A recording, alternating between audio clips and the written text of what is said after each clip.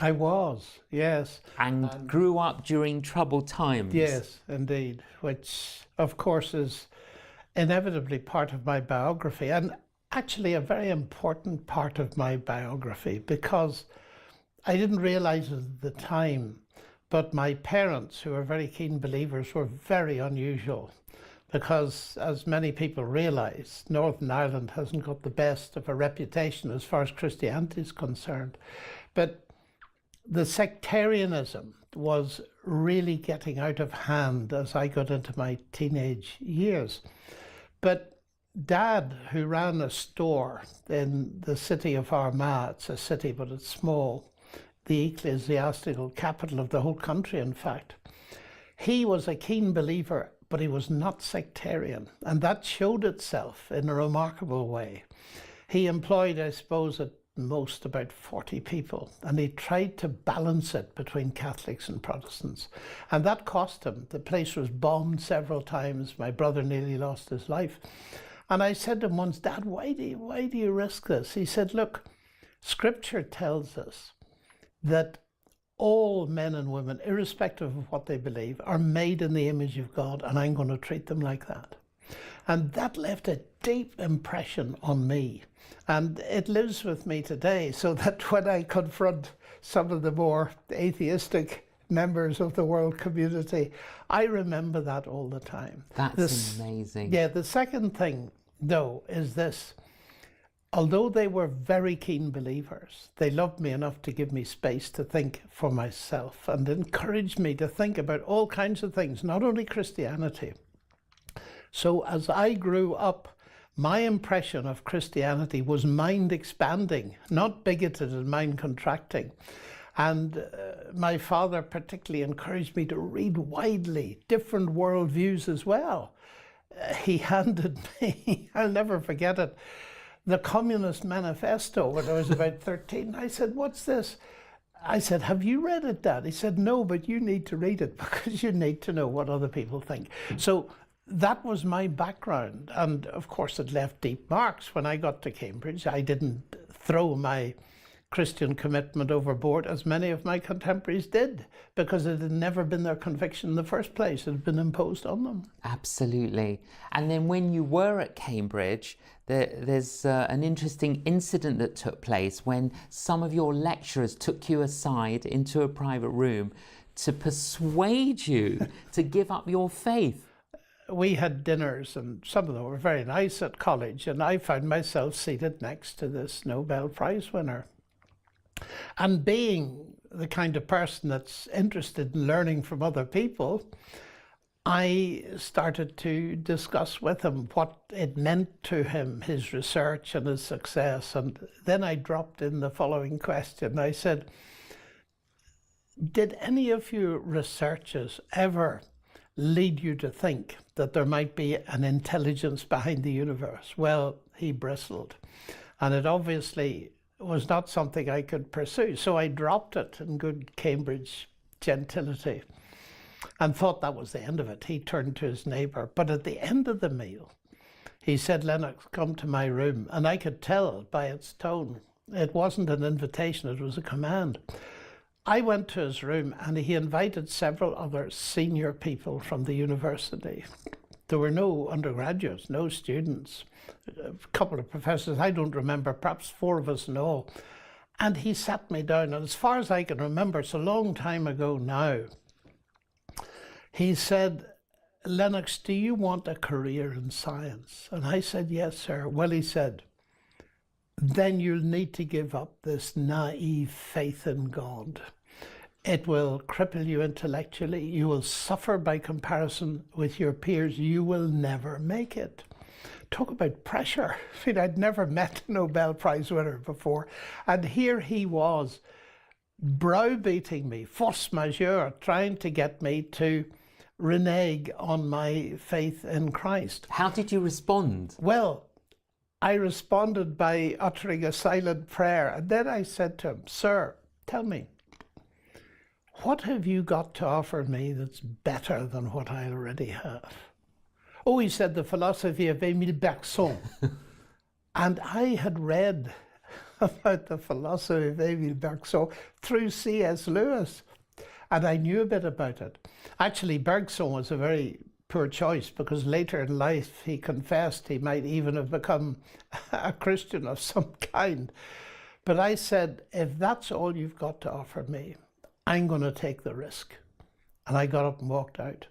Now, it was a terrifying incident, but it put steel into my heart. Yes. And I remember resolving that if ever I was in his position or near to it, then I would not attempt to browbeat people into Christianity. Yes. And I reflected on it many times since. If he had been a Christian and I'd been an atheist and he'd done the same kind of thing to force me into Christianity, he'd probably lost his job Absolutely. The next day, you see. It was a terrible insight, in a way, into the dark side of academia. Yes. And I resolved then that if ever I have any kind of influence as an academic, I'm going to have open discussion, open debate, and let people make up their own minds. So it was vitally important. And looking back on it, and I've written about it in my little book, Can Science Explain Everything? It resonates with many people. And I'm just glad I met that at the age of 19 and didn't have to wait till I was 90, so to speak. John, you had the opportunity of attending lectures by C.S. Lewis. What was that like? I'd read a lot of Lewis. He'd helped me. You see, I have no idea what it's like to be an adult and an unbeliever. I don't know what it feels like from the inside.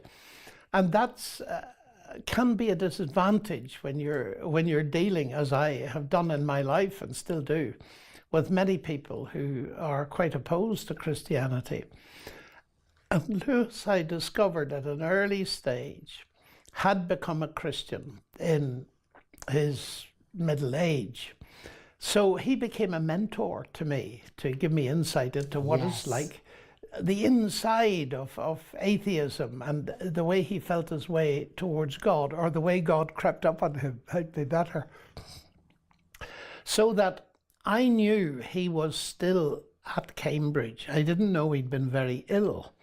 And I went up in 62, and in the Michaelmas term in 1962, he'd agreed to give a set of lectures, which turned out to be his final set of lectures on John Donne, his poetry.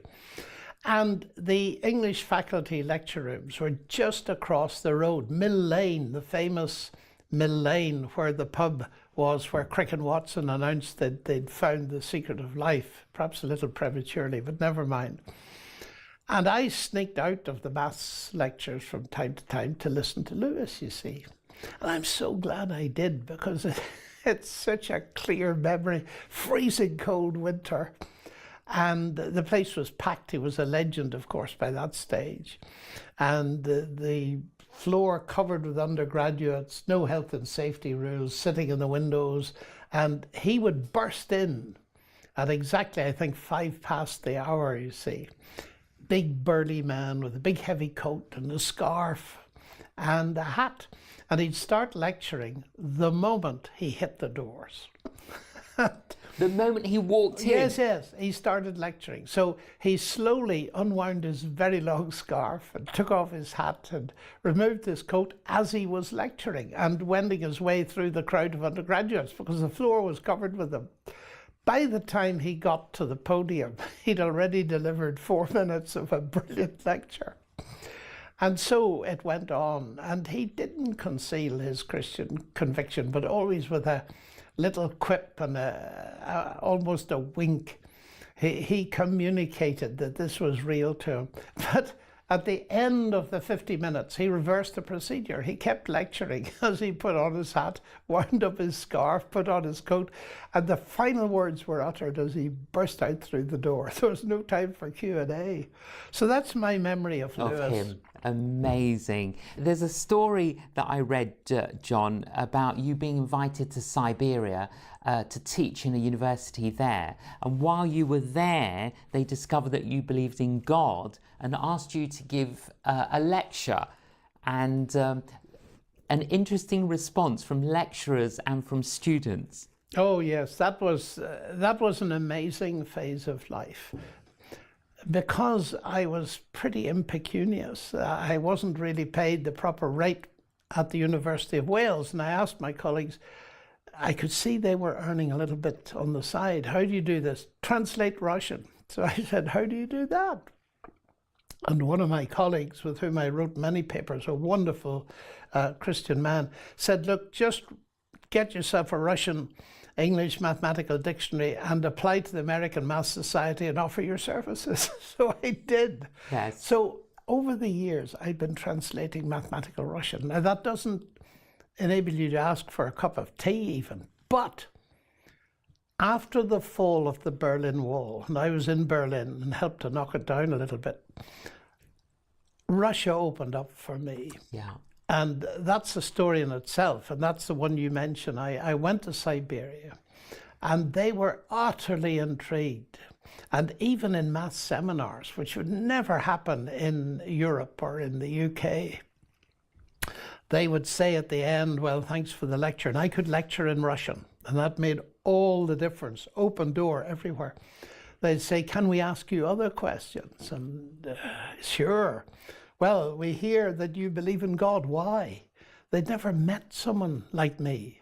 And of course, that opened the doors. And night after night, I was invited into their homes in Akadem Gorodok in Siberia, elite university outside Novosibirsk. And they plied me with questions and endless and all this kind of thing.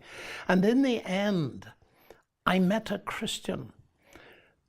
Remarkably so. The head of the maths department said, I want you to come to lunch, not to meet me and my wife, but to meet our daughter and her husband. They are evangelical Christians. Well, I was staggered.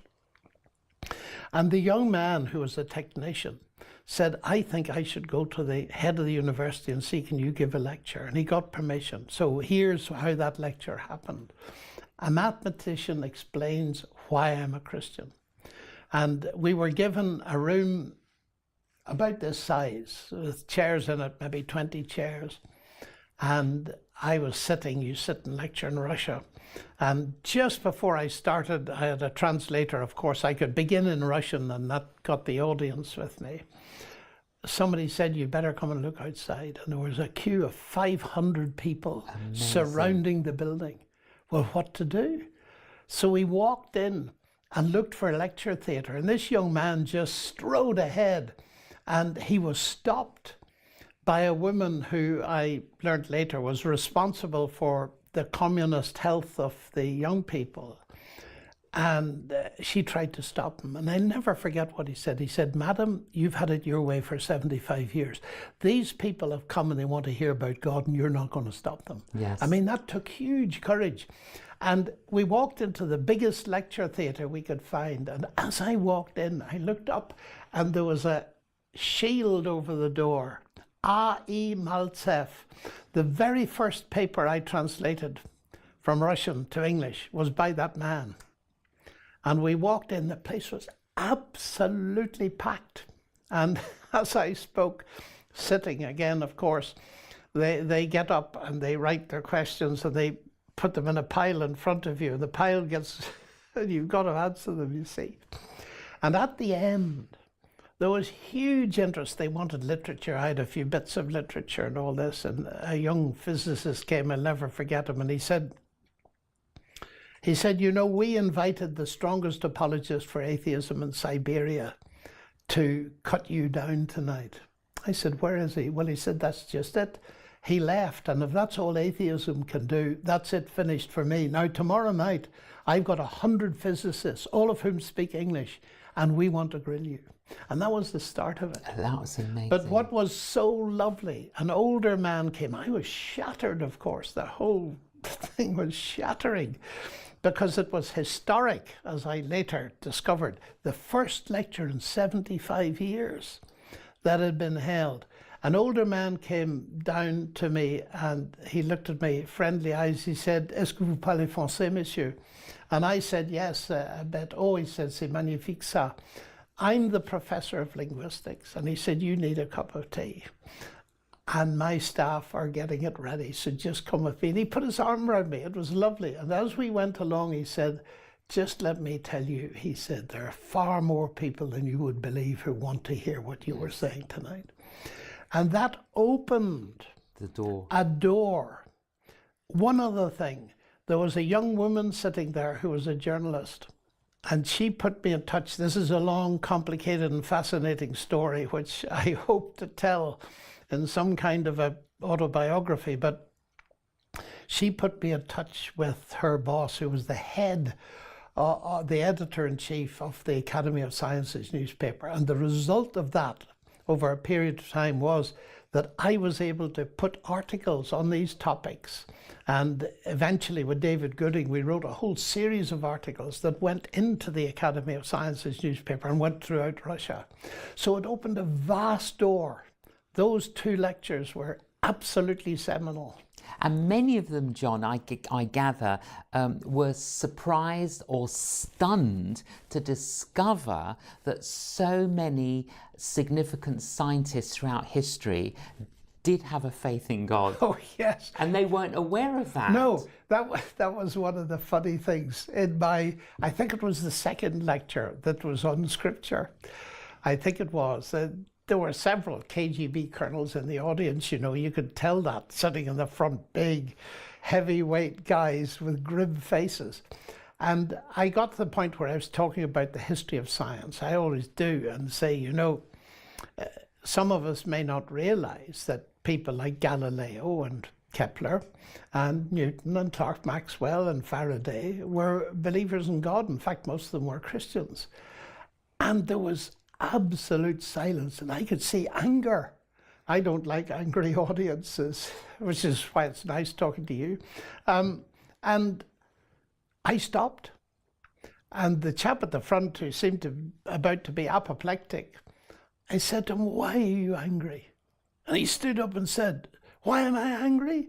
He said, "Why is it that we've never heard to this day that these people believed in God?" Yes. And I said, "Are you surprised?" It didn't fit in with the Soviet explanation. And you know, it's still important today because many people in the West don't realize that, nor in addition, do they realize that in the 100 years between 1900 and 2000, over 65% of all Nobel Prize winners believed in God. Yeah. So those things really weighed with the Russians, and they were utterly fascinated. Now, a professor of mathematics who becomes an apologist and engages with influential atheists around the world. How did that come about? Very early on, I had a deep conviction of the truth of Christianity. Not of the helpfulness of Christianity, but of its truth. I was convinced of its truth, and I was always passionate about truth. And of course, doing something like mathematics and science and all this kind of thing meant that I was in a position to challenge what is now almost the reigning attitude, sadly, in academia, which is scientism, the idea that science is the only way to truth, which is logical nonsense, of course. But I felt that I wanted to set myself up for the truth of Christianity, but unless it was convincing to people who were starting at the opposite pole, how could I maintain it? So increasingly, I got in contact with more and more serious people, you see. But the big break came relatively recently, in the last 15 years or so. And that was when a friend from North America came and listened to me in Wycliffe Hall at the end of what for him was a fruitless search. He was heart concerned to reach the people in his city of Birmingham, Alabama. But he said the churches aren't reaching into the society in the way in which I would like to. He was a historian, very interested in the intellectual dimension to things. And he came weary, nearly didn't come to the talk. And in the talk, he said the first 30 seconds convinced him that he'd found an answer. So I was invited to Birmingham, Alabama, of all places, and I went. And he put on a brilliant program of contact. I was most impressed. And then he got in contact with Dawkins Yes. and managed very cleverly, I think, to get the two of us to debate in Birmingham, Alabama. And that, of course, I had no idea. I'd never done a debate like that before. That gave me a world stage. How did you prepare for that debate? Oh, that's a nightmare looking back. Because I'd no idea really, and I felt you are going to be up there and people are going to judge the Christian faith, obviously. And I had many people praying for me, thousands of them actually around the world, which was wonderful. But I felt you must take this chap seriously and what he's saying. So I read all he'd written. I prepared all kinds of scenarios. It was months of work, full time virtually, to do that. And as we walked on stage, almost dreamlike, Dawkins said to me, by the way, you know, I don't debate. Well, he didn't debate people like me. But I said, well, if it's any comfort, I don't either. Yes. All I'm going to try to do is try and put out in the public space a credible alternative to your atheism. And he said, I'll buy that. And we walked out into the glare of the spotlights, and the rest's history. And how was it after the debate? Did the two of you talk? No. No. No, because there were various interviews and he left. Very little personal communication, which I'm sad about, but not the easiest of people to communicate with. No. One of my favourite quotes, John, I've got it here, I wanted to get it right, of yours. This is probably my favourite quote of yours. If religion is a fairy tale of those afraid of the dark, then atheism is a fairy tale of those afraid of the light. Yeah, that was a response to Stephen Hawking. Yes. You see, and it's that kind of Freudian argument, you know, that we meet all the time, and it's behind the kind of idea that you're a Christian because you're Irish kind of stuff, rather than investigating the truth. And I feel it's very important to scotch that. There's a brilliant book written by a German psychiatrist called Manfred Lutz. It's called Eine kleine Geschichte des Größten, A Brief History of the Great One. In other words, God. It's a lovely title. And he's very witty. And in it he says this. He said, look, if there is no God, then Freud's argument that faith in God is a delusion, a fairy tale kind of wish fulfillment, is brilliant if there's no God. But if there is a God, the very same argument shows you that atheism is a delusion. The one thing that Freud cannot do is show you whether there's a God or not. Now, that's hugely important for people to see that that argument cuts both ways. And so when I was asked to respond to Stephen Hawking's statement, I gave this quote, and it ended up on the BBC Radio 4 News. Amazing. But it takes, John, you have to have faith to be an atheist, don't you? Well, you have to have faith in the negative sense. Yes. You see, and that brings me to one of my passions these days is the misunderstanding of faith. Because the Dawkins version and the Hitchens version is faith is believing where there's no evidence. Now, I think atheism is a faith like that. It's blind faith. But Christianity is not a blind faith. And people cannot see this. I have so many brilliant colleagues, and they think you're a man of faith, which means you believe where there's no evidence. But what they don't see is two things. One, that the Christian faith is evidence-based, main evidence being the resurrection of Jesus in history and our subjective experience in the present and transformed lives. But they also don't realize that science has faith at its core. And I talk endlessly about this to get people to see it. All scientists are believers, not in God necessarily. Yeah. Einstein once put it brilliantly. He said, I cannot imagine a genuine scientist without that faith.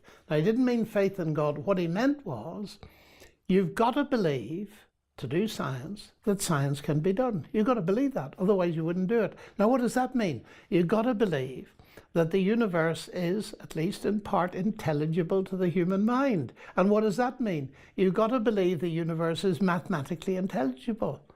But you've got to believe that before you start. Yes. So it's a scientist's credo. So all scientists are people of faith. Now, when the word faith is used these days, if you allow me to say this, the confusion is created because it has two meanings that are very distinct. The first is a body of doctrine to be believed, the Christian faith, the Jewish faith, and so on. But then there's my faith and your faith, my subjective faith, and they get mixed up. And we've got to make very clear that the objective body of doctrine to be believed in Christianity, to be believed subjectively, you've got to have evidence. I mean, people may come to me and say that England's going to win the World Cup. They have faith in that. Well, the next legitimate question is, what evidence have you got for it? And I would like to say, just in concluding this point, which for me is massively important because people don't know what faith is to say the Christian faith can easily be seen to be evidence-based commitment. John, in his gospel, towards the end, many other things Jesus did in the presence of his disciples, which are not written in this book, but these are written that you might believe that Jesus is the Christ, the Son of God, and that believing you might have life in his name. Here's the evidence. Yeah. If Christianity was not an evidence-based faith, we wouldn't have the New Testament, because it is evidence, if you see what I mean. Totally, John. John, that's the quickest 30 minutes. It's just gone by. I always love talking to you, John. You're very inspiring and very illuminating. Thank you for joining us on Facing the Canon. It's my pleasure. I hope that has inspired you. I hope that's encouraged you. We're going to talk to Professor John Lennox in the next program, and we're going to discuss his book, Can Science Explain Everything? Welcome to my YouTube channel. On Facing the Canon, we welcome back John Lennox, Professor of Mathematics at Oxford University and an apologist. Explanation. What do we mean by an explanation? We want to understand something. And these days, it's very common for people to espouse what we call technically scientism, which is saying science can indeed explain everything. But it ought to be obvious that that just doesn't work. Einstein was very clear on this, and he was a very bright scientist, one of the brightest there's ever been. And he put it this way. He said, you can talk about the ethical foundations of science, but you cannot talk about the scientific foundations of ethics. In other words, science doesn't give you answers to the ethical questions. Now, if we want to probe that a little bit further, let's ask ourselves, what is science? Now, that's not so easy as you might think. And philosophers have rather given up defining science. We rather say there are certain things that we associate with science. That is, setting up hypotheses, testing them by doing experiments, refining those hypotheses, developing theories, and all this kind of thing. And generally speaking, we're trying to answer the question, how does something work? Or why does something function as it does? But there is a third question, and that's the why of purpose. Now, people like Richard Dawkins say that it's a non-question, but most people think it's a very genuine question. They want to know not only how things are made and why they function as they do, but what they're for. And so if we begin to distinguish between those two, science, a set of intellectual disciplines that's geared to studying the world around us, the universe around us, doesn't tell us the purpose of things. And it doesn't tell us the ethics of things. And that is very important. And the greatest scientists realize that. I think perhaps it's best put in the words of a Nobel Prize winner, Sir Peter Medawar, a very distinguished scientist who has buildings named after him in Oxford and so on. And he said it's very easy, and I'm paraphrasing, it's very easy to see that science doesn't deal with all of reality because it cannot answer the simple questions of a child. Where do I come from? Where am I going? Why am I here? And he himself pointed out you had to turn to literature and philosophy, and of course I'd want to add theology, to answer those questions. The biggest questions to which we want answers, the why, especially when they're whys about personal existential experience, science doesn't answer them. And as someone put it, you know, science can tell you that if you put arsenic in your granny's tea, it will give her a pretty rough time. But science won't tell you if you should do it or not. Yes. So the whole ethical dimension, questions of love, and above all, I suppose, encompassing those, questions of meaning, science doesn't deal with. We got to look elsewhere. So that's the first point I'd make. But why do people keep saying, John, that science and faith are incompatible when there are so many scientists throughout history who were practicing Christians as you are? Why do people keep saying these statements? Because they don't understand science and they don't understand faith and they don't know about history. You see, let's take the Nobel Prize for Physics. It was won some years ago by a Scotsman, Peter Higgs, the Higgs boson. Now, Peter Higgs is an atheist. And before that, there is an American physicist who won it, and he's a Christian. Now, here are two people at the very top level of science. What divides them is not their science. But one's a Christian, one's an atheist. What divides those two people is their world view. And I say to people, look, it's not science against Christianity. It's a clash, a very real clash. But it's a clash between worldviews, the worldview of atheism and the worldview of Christian theism, say. And there are scientists on both sides. So the real question you need to ask is, does science point towards God or does it point towards atheism, or is it neutral? But this idea that science and religion are essentially at war is nonsense. But to probe a bit more into your question, this idea that you've got science here and faith there is simple nonsense, because faith in the Christian sense is evidence-based. We respond to evidence. I wouldn't sit here for a nanosecond if I didn't believe that my commitment to Christ was evidence-based. I believe he rose from the dead and so on. That's crucially important. But also, as a scientist, I believe that the universe is mathematically intelligible. Science doesn't give me that. I bring that to science. So here we have a huge confusion. Faith is essential to science, and the faith that Christ requires is evidence-based. Now that brings me to a third thing, and it's this. People get confused and they think that science is coextensive with rationality. Yes. Now that is nonsense. And I say that advisedly. Look, if science explained everything and was coextensive with reality, you'd have to shut half the faculties in any school, college, or university. There'd be no history. There'd be no linguistics, there'd be no literature, there'd be no languages, there'd be no philosophy, there'd be no theology if science explains everything. Now, think of history. History is a rational discipline, but it's not natural science. Yes.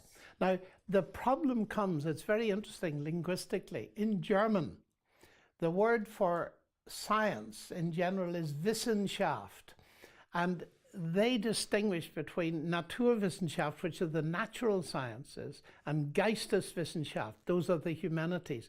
Now in English, we don't do that. We don't have Wissenschaft, that is science on both. We have science, which means the natural sciences. and excludes the humanities, but the humanities are equally rational. So there's partially a linguistic confusion there. And in a sense, it's easier to explain to yourself in German than it is in English. And we must insist that when we go beyond science, we're not going beyond rationality. But many of today's leading intellectual atheists believe that we are going beyond rationality, which is sheer nonsense. Now, John, you know, many of our viewers are in the workplace. Yes. And they're relating to colleagues and neighbours and family and friends, and they're trying to engage them about the gospel, about Christianity. And one of the biggest hindrances I think many of us Christians find is how can we believe in a God of love if there is so much suffering in the world? How would you answer that question? Well, that's the hardest question we face, the absolutely hardest question. And my first response to it is to say, I have no simplistic answer to that question. I don't even like to talk in terms of answer, but I think there's a way into it. There's a way of thinking about it that can bring peace to many people. Now, this is complicated. And it's one of the reasons I wrote my little book, Where is God in a Coronavirus World? Because that has raised this question acutely for many, many people. And many of my friends, whom I respect, I understand why people become atheists. You know, I've been to Auschwitz quite a few times, and I've never not wept there. Yeah, likewise, I did too. This is the hard, gut-wrenching problem.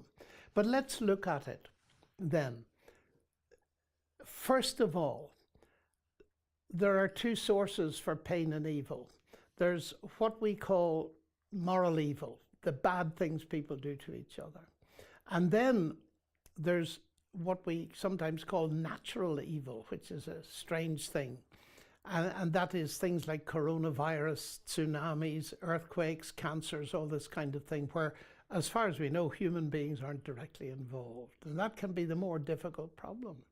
But secondly, and this is where my heart goes out to people, there are two viewpoints. It's one thing to be an oncologist treating a patient. It's another thing to be a 24-year-old mother who's just been told she's got an inoperable tumor.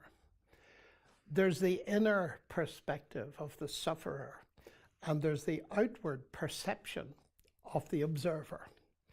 And we got to deal with both.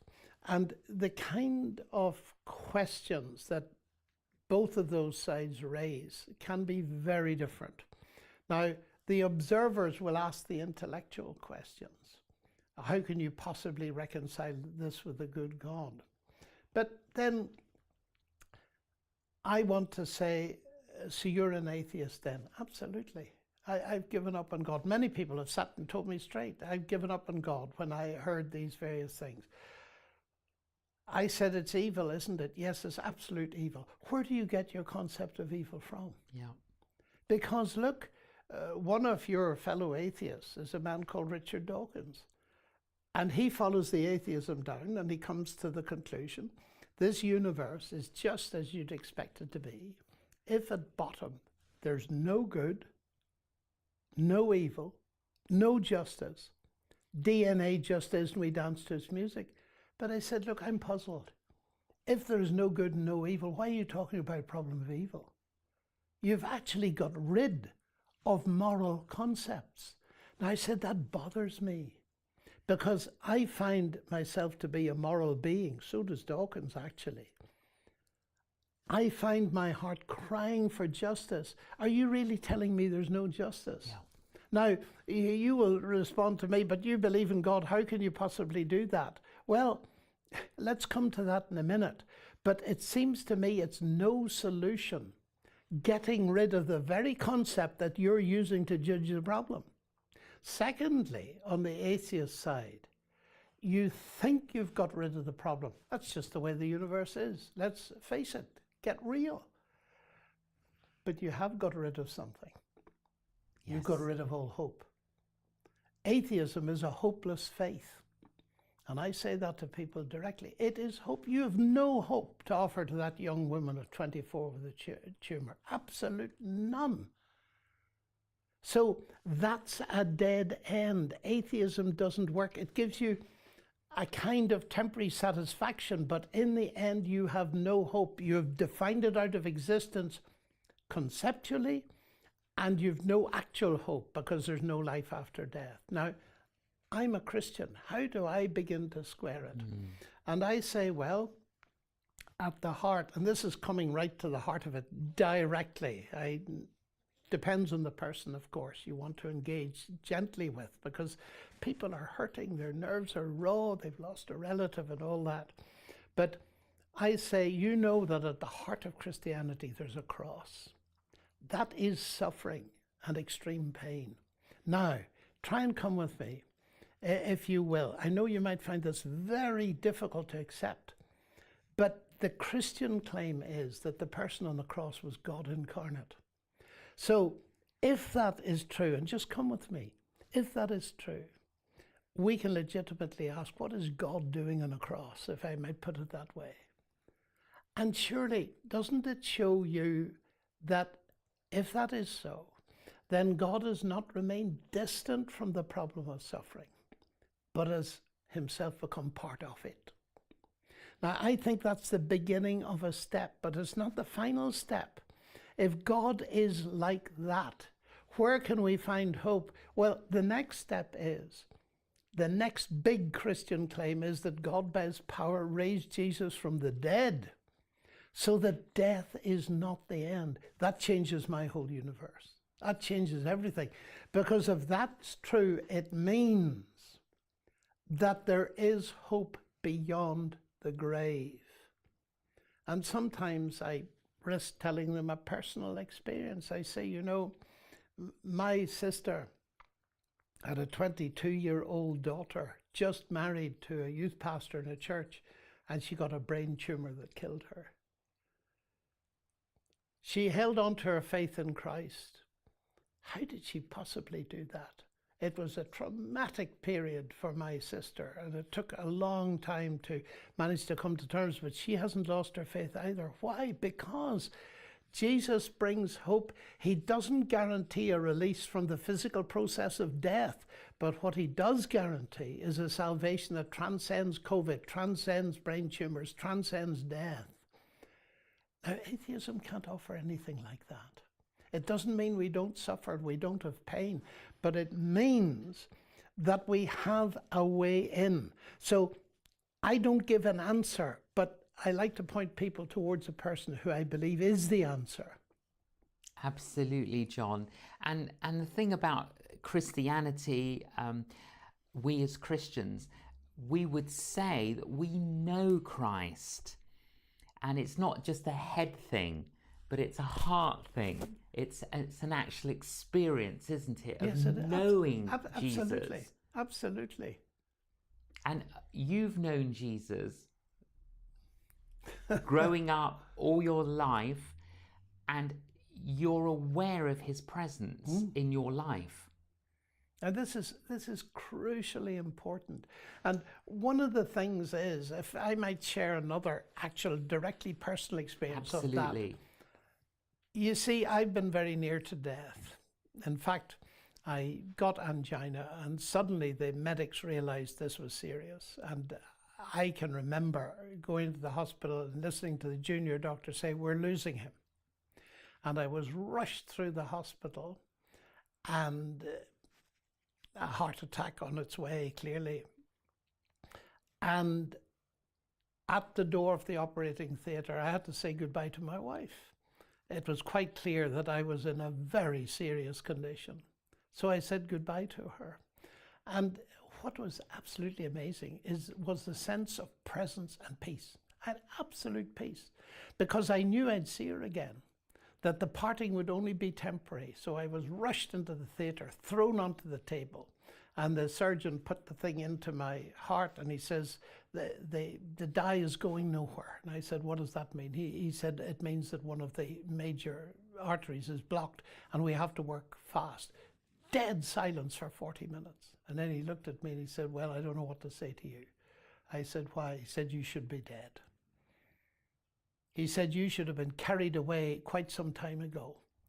And if you'd had the heart attack you'd have less than 5% quality of life. But there's no damage, you can go home tomorrow. Now, you see, here's the issue. Of course I'm grateful to the Lord for that experience of him doing his stuff, if you like, when I needed it.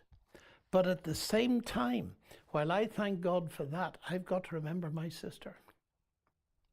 Yeah.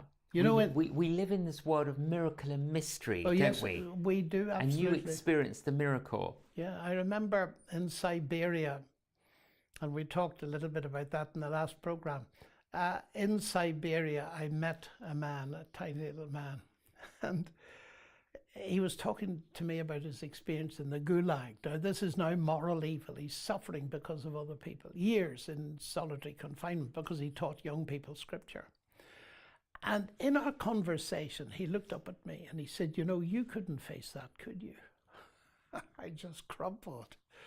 You couldn't face that, could you? I said, no, I couldn't. And he smiled. I could see his smile. He said, neither could I. And what I discovered, he said, is that God doesn't do his stuff in advance.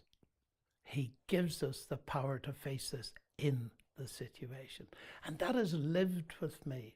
And that's what Jesus said to the disciples. They'd be hauled up in front of courts and so on when they didn't have time to prepare. Of course, we should always prepare if we have time, but when they didn't have time, it shall be given you by God's Spirit. And I believe that absolutely is the case. So I think, and there's a lot more that could be said, but there is enough in the New Testament that shows that its writers were very aware of this question. And in particular, in the story of Mary, Martha, and Lazarus, where we see this question very clearly focused, there's enough of an answer for me to trust it. And you know, my last point on this is this. We've argued, and people have argued, especially students, why doesn't a good God do this? Couldn't a good God have made the world differently and so on? Of course he could. He could have made the world full of robots, no sin, nothing. But then you wouldn't be in it. I often say to people, if you want a world like that, you wouldn't be in it. Because in order to have a world in which people can love and have all the valuable things, then you've got to have a certain amount of freedom that you can learn to trust and so on. It's one of these big questions. So I said, since we can never answer this question philosophically, being a mathematician, I try to ask another question. So what's the other question? I said, it's equally difficult, but it gets you further. What's the question? We've got to face, when we come to this question that you've asked me, we've got to face the fact that there's a mixed picture out there. I call it beauty and barbed wire, beauty and bombs. You look at the stars at night, you watch a COVID ward on television when you come indoors. It's a mixed picture, and any worldview worthy of the name has got to face that.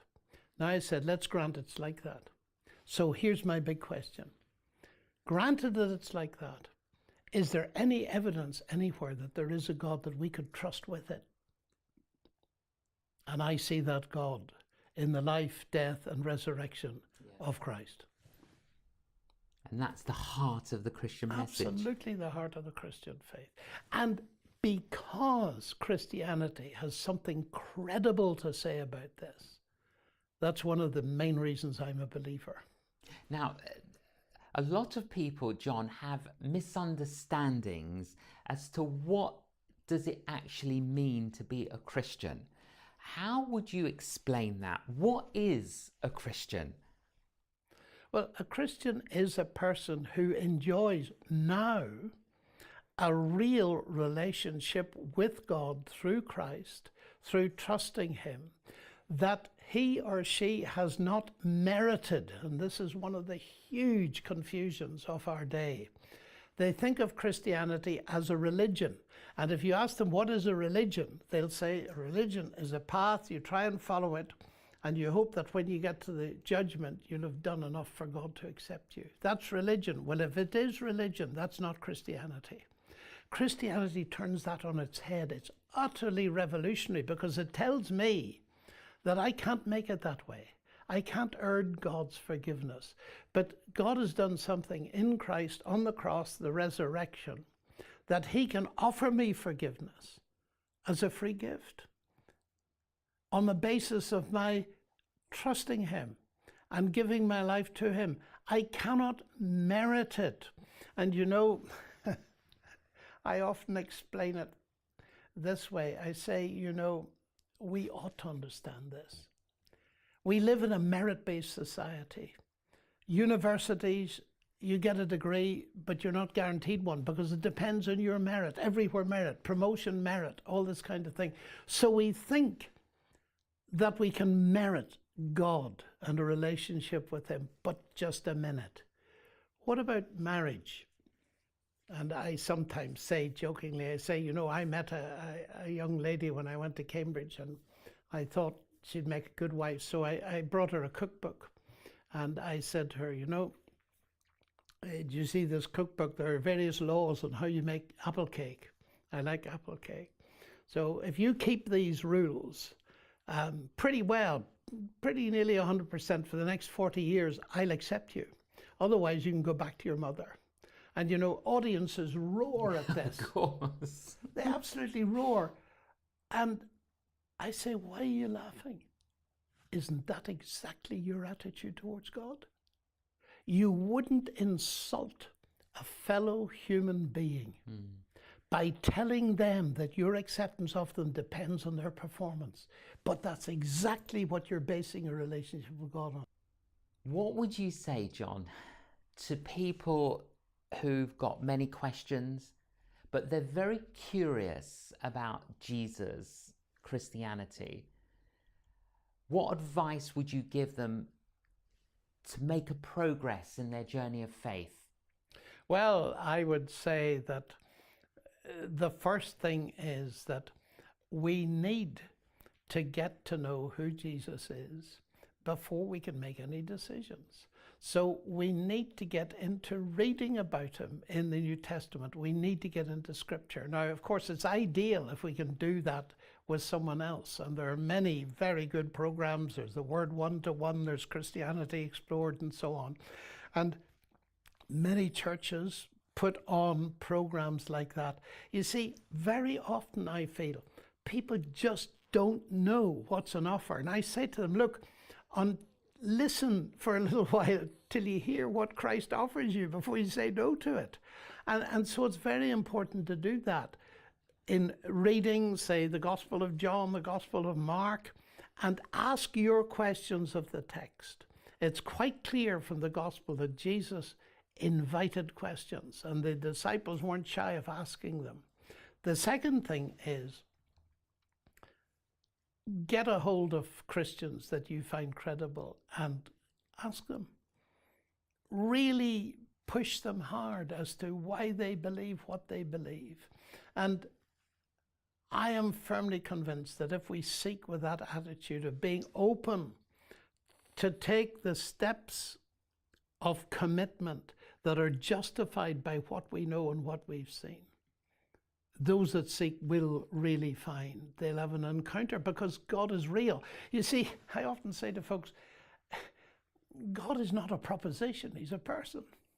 So we're getting to know a person. Now, when we get to know our fellow human beings, we take in evidence from all sorts of directions. So let's do exactly the same thing. Let's read, let's listen, let's search the internet.